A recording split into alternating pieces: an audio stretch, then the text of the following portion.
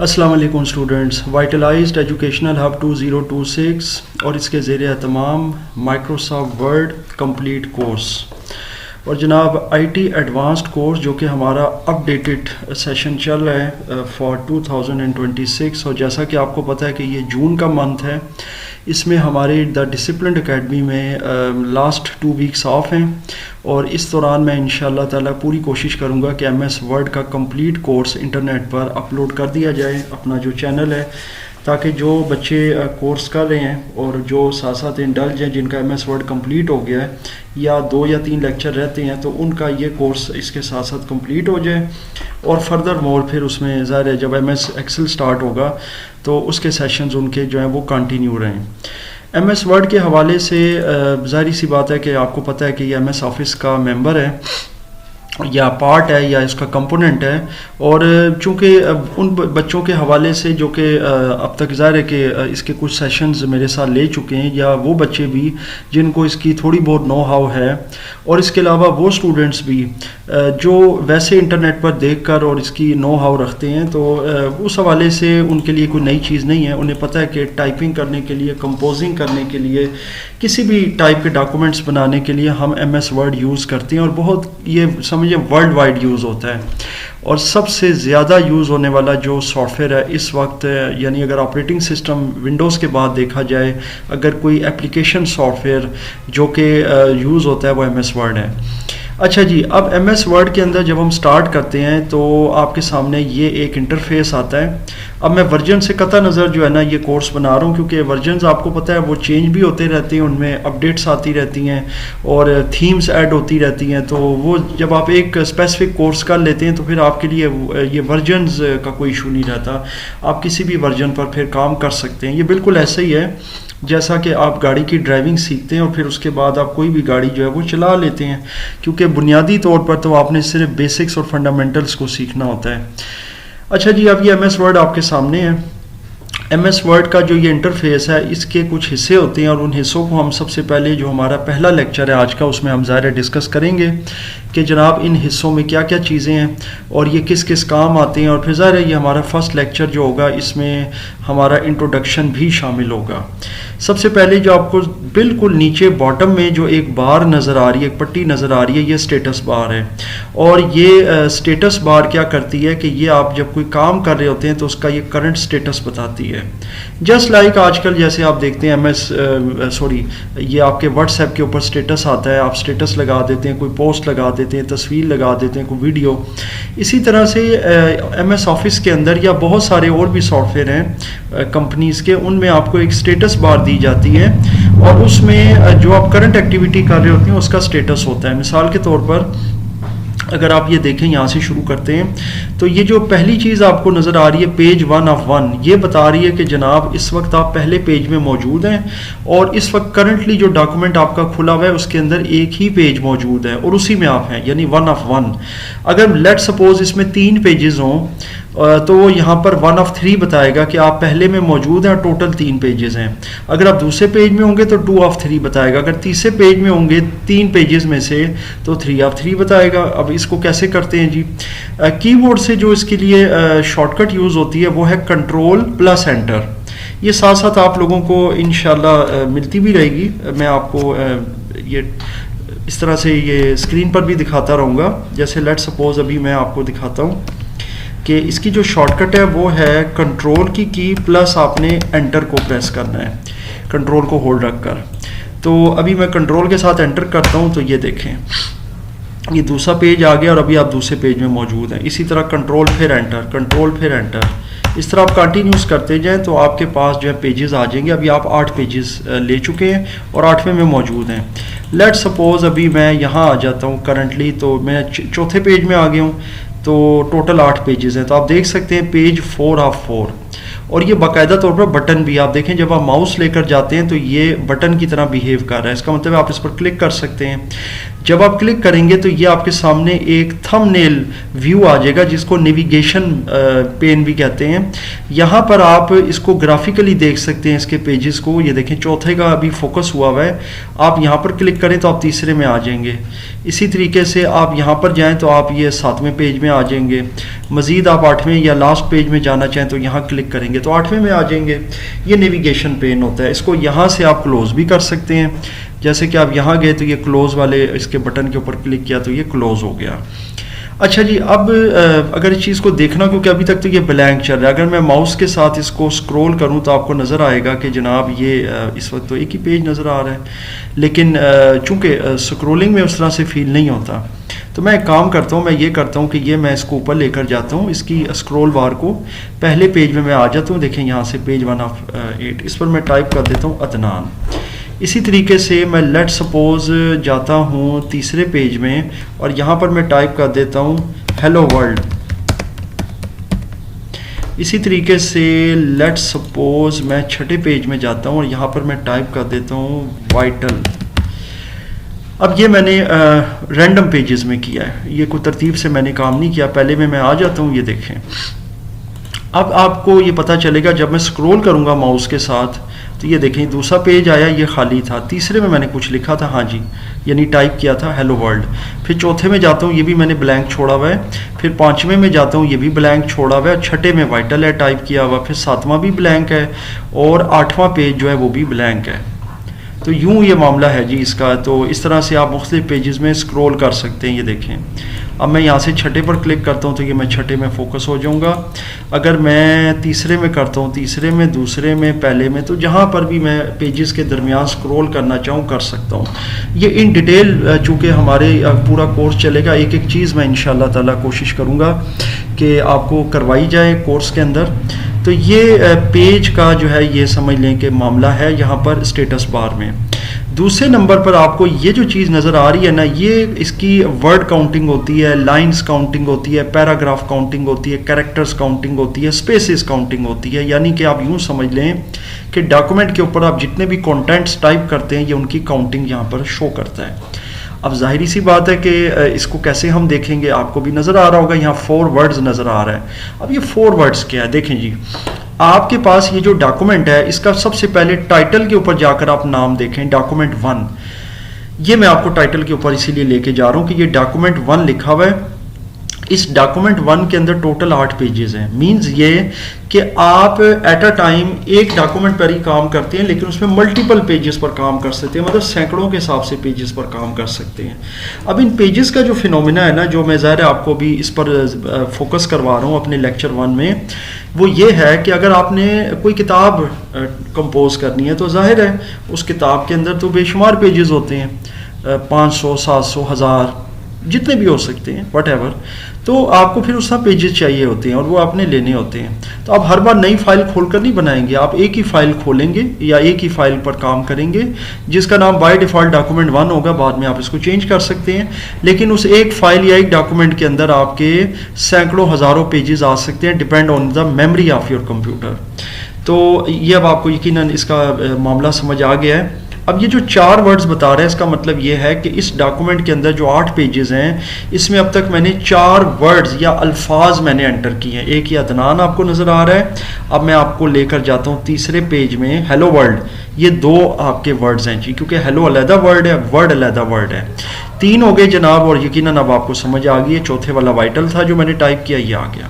तो ये 4 वर्ड्स बता रहा है। इसके अलावा इनके कैरेक्टर्स की काउंटिंग भी आप कर सकते हैं, इनकी बाकायदा तौर पर सारी। ये देखें कि 8 पेजेस हैं, 4 वर्ड्स हैं, टोटल कैरेक्टर बगैर स्पेस के 20 हैं, और अगर स्पेस दी जाए तो 21 हैं, क्योंकि आपने देखा होगा हेलो और वर्ल्ड में एक स्पेस मैंने दी है। पैराग्राफ 3 है। पैराग्राफ कहते हैं वो जो लाइन वाइज चल रहे होते हैं, और लाइनें 7 हैं।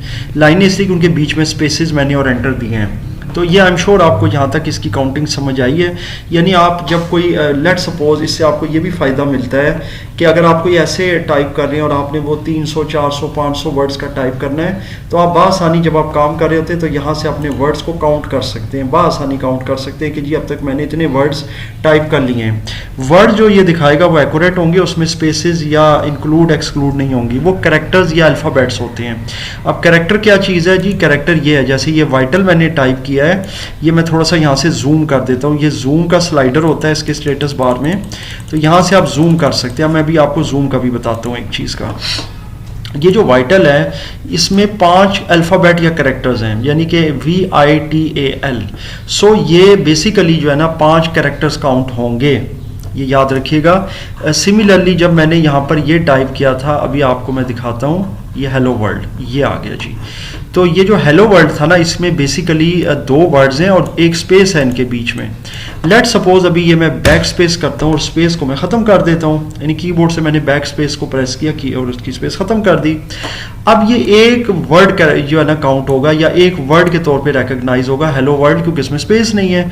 तो ये टोटल जो है ना 10 अल्फ़ाबेट या कैरेक्टर्स होंगे। ये देख लें, ये टोटल 10 अल्फ़ाबेट्स हैं हेलो और वर्ल्ड में, लेकिन ये वर्ड एक अदद काउंट होगा। तो नीचे आपको नज़र भी आ गया होगा 3 वर्ड्स। आई एम श्योर आपको समझ आ गई है। इवन अगर मैं ये डिलीट भी कर देता हूँ वर्ड वाला, ये मैंने सेलेक्ट करके डिलीट कर दिया, तब भी वो 3 ही वर्ड्स काउंट करेगा, क्योंकि उसके लिए 3 वर्ड है। इवन मैं अगर स्पेलिंग गलत भी लिखूँ, हेल मैंने कर दिया या सिंगल कर दिया या ही कर दिया, वो एक ही वर्ड काउंट करेगा, क्योंकि वो उसके लिए एक वर्ड है। चाहे वो एक कैरेक्टर मैंने करके छोड़ दिया, वो एक वर्ड है उसके लिए। जैसे मैं यहाँ पे ये ए टाइप कर देता हूँ तो ये एक और वर्ड काउंट होगा। अब इस वर्ड में चाहे मैं 100 कैरेक्टर्स जोड़ दूं इसके साथ या अल्फ़ाबेट्स जोड़ दूं, ये तब भी एक वर्ड ही काउंट होगा, याद रखिएगा। सो आई एम श्योर आपको यहाँ तक इसकी जो है ना पेजेस की और वर्ड्स और कैरेक्टर्स और अल्फ़ाबेट्स की जो है वो समझ आ रही है। बाकी आप जैसे जैसे खुद प्रैक्टिस करेंगे डेफिनेटली आपको ये चीज़ें जो है वो समझ आती जाएंगी। तो अब हम चलते हैं मज़ीद आगे। अब आपको ये दिखाता हूँ, ये क्या है, ये प्रूफ रीडिंग होता है। इस पर आपको टूल टिप नज़र आ रही होगी। अच्छा, ये मैं बताना आपको भूल गया हूँ अभी, कि जब आप किसी भी बटन पर या किसी भी ऑप्शन पर या किसी कमांड पर जाते हैं ना, तो आपको ये एक फ्लाई आउट मेन्यू नज़र आता है। इसको कहते हैं टूल टिप। इन टूल टिप्स को आप डिसेबल भी कर सकते हैं, वो इंशाल्लाह जैसे जैसे हम आगे जाएंगे मैं बताऊंगा। अब ये मैंने इसके ऊपर ये माउस पॉइंटर फोकस किया, तो ये बता रहा है प्रूफिंग एरर्स वर फाउंड। अब वो एरर्स बता रहा है कि जी मुझे कुछ एरर्स मिले हैं, क्लिक टू करेक्ट, और आप इस पर क्लिक करें तो मैं करेक्शन कर देता हूँ। अच्छा जी, अब आपको मैं थोड़ा सा इसकी तरफ लेके जाता हूँ कि ये क्या फिनोमेना है। फिलहाल मैं इसको क्लोज कर देता हूँ एमएस वर्ड को। आपको मैं एमएस वर्ड के एरर्स की तरफ लेके जाता हूँ। ये मैंने अभी शॉर्टकट बताई थी, टू टेक एक्स्ट्रा पेज। ये मैं इसका जो है ना यहाँ पर एक्सप्लेनेशन दे देता हूँ ताकि आपको ये शॉर्टकट की समझ आ जाए। अच्छा जी, अब ज़रा हम चलते हैं प्रूफ रीडिंग की तरफ।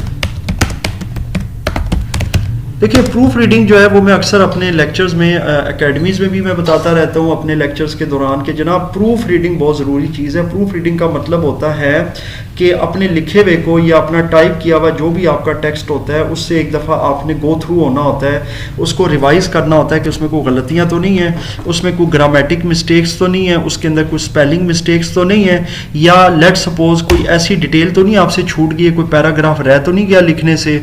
इस सारे प्रोसेस को कहा जाता है प्रूफ रीडिंग या प्रूफिंग। अच्छा, अब प्रूफ रीडिंग के अंदर एमएस वर्ड में याद रखिएगा 2 तरह के एरर्स होते हैं, यानी कि मैं यहाँ पे ये दे देता हूँ आपको टाइप्स ऑफ एरर्स। तो ये मैं यहाँ इसीलिए टाइप कर रहा हूँ कि टाइप्स ऑफ एरर कितने होते हैं एमएस वर्ड में। एक होता है ग्रामेटिक, सॉरी एक मैं डबल एम कर दिया। अच्छा, एक होता है ग्रामेटिक, इसको डबल एम भी आप कर सकते हैं, उसकी वजह वही रीजनल है। अगर आप कहें तो मैं इसको जनाब ये डबल एम भी कर देता हूँ, क्योंकि ये चीज़ें जो है ना ये मेरे इंग्लिश के लेक्चर्स में मैं बताता रहता हूँ। और एक होता है स्पेलिंग। अच्छा जी, अब ग्रामेटिक और स्पेलिंग 2 तरह के एरर्स होते हैं। ग्रामेटिक जो एरर्स होते हैं वो डेफिनेटली आपकी जो लैंग्वेज का टेक्स्ट होता है या लैंग्वेज के जो कोड या कवानीन होते हैं ना, जिनको हम कहते हैं कवायद, उन कवायद में अगर कोई गड़बड़ कर जाते हैं उन कायदे कवानीन में, तो फिर वो ग्रामेटिक मिस्टेक्स कंसिडर होती हैं या एरर्स। और इसी तरीके से कोई वर्ड जो होता है ना उसके अगर आप ज़ाहिर अल्फ़ाबेट्स की तरतीब में कोई मसला कर देते हैं तो वो स्पेलिंग मिस्टेक होती है। जैसे लेट सपोज एरर में हमें पता है डबल आर आता है, अब अगर मैं यहाँ पर ये कर दूंगा तो ये वर्ड गलत है जी। जैसा मैंने अभी बताया था कि डबल एम या सिंगल एम चलता है, वो क्यों चलता है, उसके क्या मामलात है, वो अंग्रेजी के आप लेक्चर्स में देख सकते हैं, क्योंकि ये एक बड़ी लंबी बहस होती है। बारह एरर्स, तो एरर्स में डबल आर आएगा, तो ये हमें भी पता है। इसी तरह मैंने यहाँ पे किया है टाइप। अब मैं टाइप के अंदर आई लिख दूं कि ये टाइप है जी, तो ये आपका स्पेलिंग मिस्टेक कंसिडर होगा, क्योंकि डेफिनेटली TIPE नहीं होता, TYPES होता है, टाइप या टाइप्स। सो ये स्पेलिंग मिस्टेक कंसिडर होगी। ग्रामेटिक आपको पता है, जैसे लेट सपोज मैं लिख रहा हूँ कि दिस इज अ एप्पल। अब आपको पता है कि ये एप्पल जो है ना ये वावल साउंड दे रहा है, क्योंकि इससे पहले ए है, ये वावल साउंड है, वावल कैरेक्टर है इवन, तो इससे पहले एन लगेगा, तो एन की वजह से जो है ना ये मिस्टेक आ जाएगी, क्योंकि मैंने ग्रामेटिक मिस्टेक कर दी।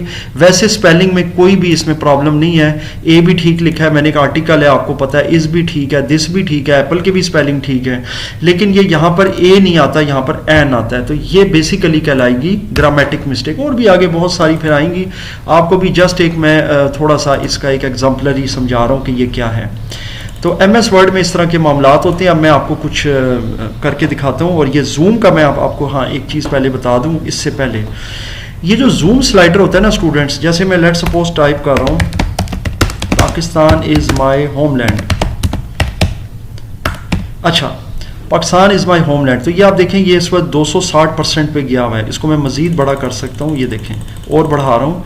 अच्छा अब आप ये देखें इधर से, तो ये सही बड़ा होकर आपको नज़र आ रहा है। नॉर्मली अगर ये 100% पर होता है, ये मैं इसको इसके डिफ़ॉल्ट पे ले आता हूँ 100%, तो ये इतना आपको नज़र आता है जब आप टाइप कर रहे होते हैं। अच्छा अब इसमें फ़र्क क्या है, अक्सर बच्चे इसमें बड़े कंफ्यूज हो जाते हैं कि जी हमने बड़ी लिखाई करनी है या टाइपिंग या उसका जो टेक्स्ट होता है ना, तो वो यहाँ से इसको जूम करके वो समझते हैं हो गया काम। ये बेसिकली आपकी जो टेक्स्ट की जो अपीयरेंस है, जो उसका साइज़ है, ये उसको नहीं चेंज करता, ये सिर्फ आपकी जो विजिबिलिटी होती है ना उसको ये करता है कि जनाब उसको जूम करके दिखा रहा होता है, ये एक्चुअल उसके साइज़ को चेंज नहीं करता। एक्चुअल साइज़ को चेंज करना है तो वो फिर आप ऊपर से जाके यहाँ से चेंज करते हैं, ये जो है। खैर अभी हम इधर जाएंगे, वैसे मैं आपको बता रहा हूँ जूम सिर्फ हम इसलिए करते हैं, जैसे अब मैं काम कर रहा हूँ, मेरी आई साइट का प्रॉब्लम है, तो मैं वैसे भी ग्लासेस लगाता हूँ, उसके बावजूद भी मैं थोड़ा सा जूम करके हमेशा काम करता हूँ, तो ये जूम का होगा। बाकी इसका साइज़ देखें वही रहेगा, ये 11 आपको यहाँ नज़र आ रहा होगा। अब जितना मर्जी जूम कर लें, ये सिर्फ आपको दिखाने के लिए, आपकी विजिबिलिटी के लिए।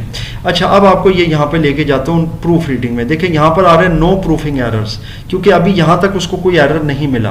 देखें अब आप इस पर माउस रखेंगे तो आ रहा है नो प्रूफिंग एरर्स। अच्छा अब मैं कुछ एरर्स के ऊपर देखता हूँ, जैसे कि माई नेम इज़ बंगश, आप ये देखें यहाँ पर कोई एरर नहीं आया।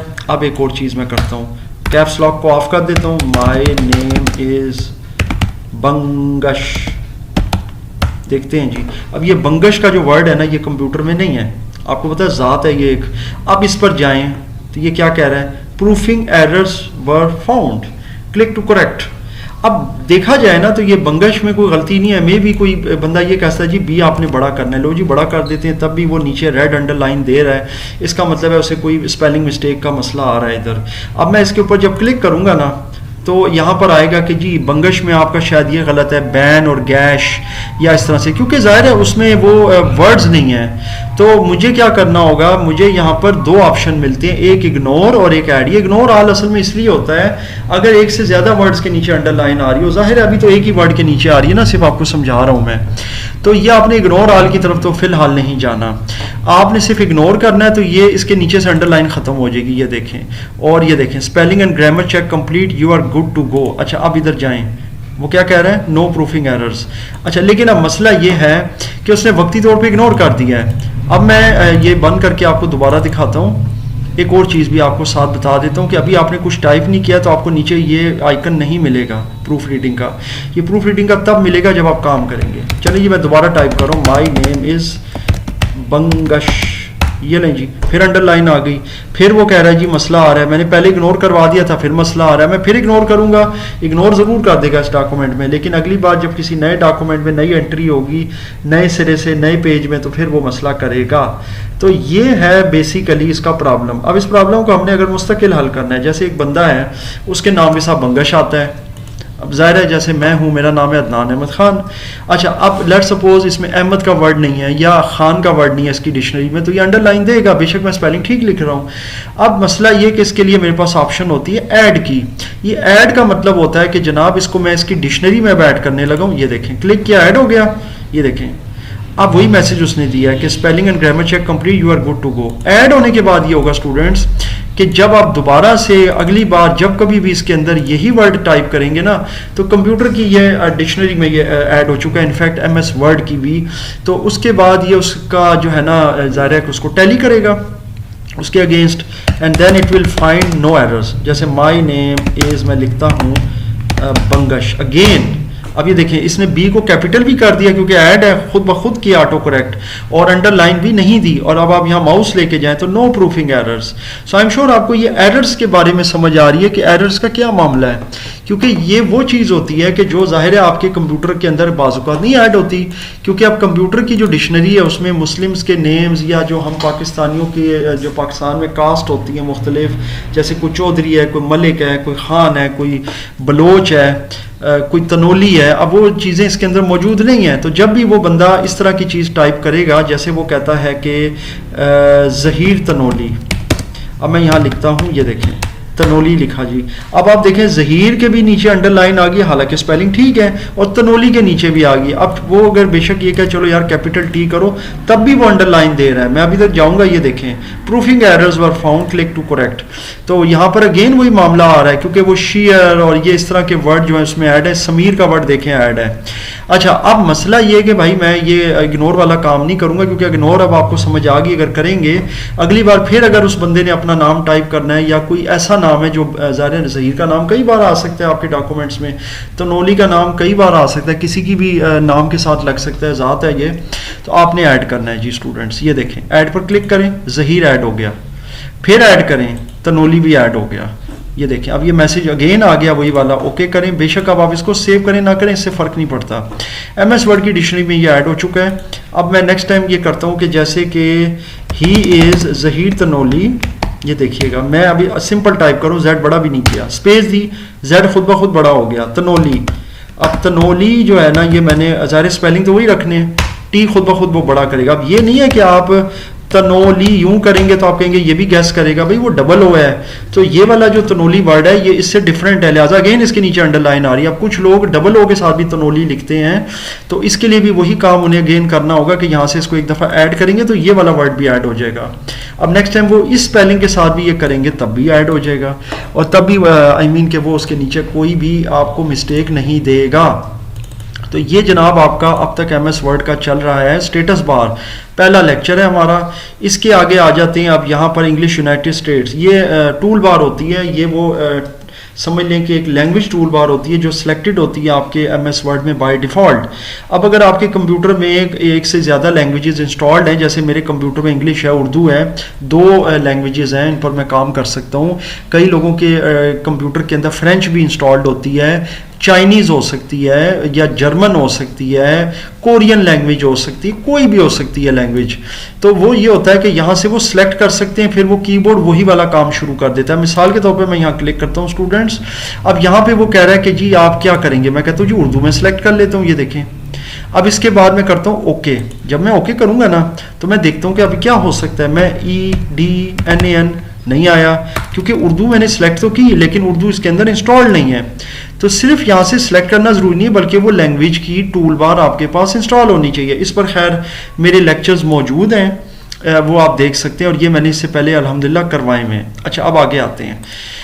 अगर आपने वाकई इसमें उर्दू टाइप करनी है तो फिर यहाँ से करने की बजाय आपके पास ये जो आपके कंप्यूटर की डेस्कटॉप की होती है ना, ये वाली टूल बार जिसको हम टास्क बार कहते हैं, इस टास्क बार में यहाँ आपको ये लैंग्वेज टूल बार नज़र आ जाती है। यहाँ पर क्लिक करके आप उर्दू सेलेक्ट कर लें और उसके बाद MS वर्ड में आप टाइप करना शुरू कर दें। जैसे कि मैं अभी आपको स्पेलिंग बता देता हूँ, मैंने जो भी टाइप भी किए थे अदनान के लिए वो ये वाले होंगे, EDNAN, ठीक है। ये देखें, यहाँ से मैं इंग्लिश में बता देता हूँ, ये देखें EDNAN, ये वाले स्पेलिंग होंगे स्टूडेंट्स। तो अदनान ए से नहीं होगा फिर अब नेक्स्ट टाइम, ये देखें वो आपको खुद समझ आती जाएगी। अहमद करना है तो इस तरह से, और ये उर्दू वगैरह की टाइपिंग जो है ये मैं साथ साथ सिखाता भी रहता हूँ, ये आप अलग से लेक्चर्स देख सकते हैं क्योंकि ये रेलिवेंट नहीं है अभी MS वर्ड से, तो मैं सिर्फ आपको एक आइडिया दे रहा हूँ। वैसे ये है कि आप इसको टूल बार इंस्टॉल करके विद इन अ डे या 2 डेज़ में आपका आराम से इसके ऊपर हाथ बैठ जाता है, क्योंकि ये कोई इतना मुश्किल काम नहीं है। बस कीज़ को थोड़ा सा आपने समझना होता है कि किस की के ऊपर कौन सा वर्ड जो है ना, सॉरी कैरेक्टर या अल्फ़ाबेट आ रहा है। सो ये कोई इतना डिफ़िकल्ट काम नहीं है। तो यहाँ तक जनाब ये चीज़ होगी। इसके बाद इंग्लिश में तो आपने सिंपली टाइप करना है, तो वो तो चीज़ आ ही रही है। अभी देखिए इसमें अहमद नहीं है, इनफैक्ट इसमें ये ED वाला है, AD वाला नहीं है। मैं AD से अहमद लिखता हूँ, तो अगेन मैं यही करूँगा कि यहाँ मैं जाऊँगा और यहाँ से मैं ऐड कर दूँगा। इसके अलावा इसकी जो शॉर्टकट है मैं वो भी बता देता हूँ आपको। शॉर्टकट है F7, आप